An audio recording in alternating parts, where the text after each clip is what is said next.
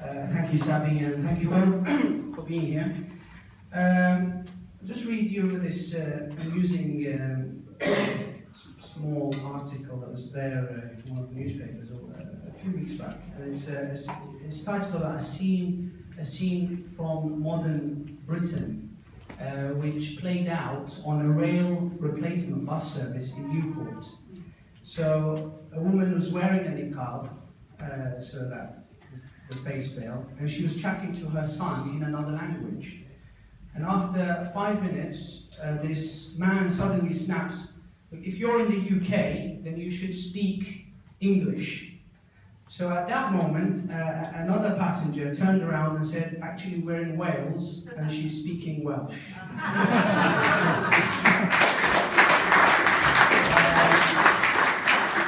I think Kevin has gone, otherwise he would like to like that one.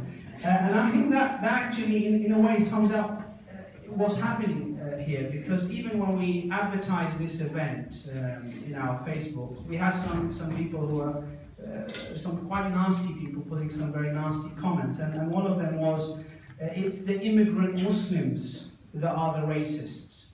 And one person replied, saying, "Well, actually, did you know that there are Muslims who are actually white and actually born in the UK?" And the thing is, what's happening today is that there are people who are driving this agenda of racism, and actually it's something which is quite sad. It's sad because it's actually putting a smear on our country here, Britain, because I think Britain is something that has given so much to the world today. You know, Britain is a nation that has offered hope and opportunity and good life for many people. You know, today being British is not just, you know, it's not related to a certain color or race. It transcends race. It transcends culture, religion. Many people have come here, and Britain has not only welcomed immigrants and not only have given them the luxuries, but it's actually made them part and parcel of this country. I mean, unfortunately, you go to some of the, even some Arab countries, for example. Arab countries and Arabs who go to Arab countries, and they may stay there for 20, 30, 40, maybe their whole lives, and they won't be even given that nationality of that country. They're denied the nationality of that country. Whereas here you come and you are given that. And I think this is what's sad today about what's happening, because there is this stripping away of the care and the humanity that comes with Britain. And Britain doesn't belong to a set race, it doesn't belong to a colour, it doesn't belong to a religion. It's very much multicultural, and it's been like that and continues to be that. So I think what is sad today is that, yes, there is that increase and it's almost taking away that value that Britain has to offer. Kevin spoke about scapegoating. And I think also one of the comments, one of these nasty comments that we had was that trying to associate, you know, there's people saying, look, if there should be any offence, you should be marching against the Muslims or the Pakistani Muslim gang who was committing paedophilia and grooming people in Rotherham and all that.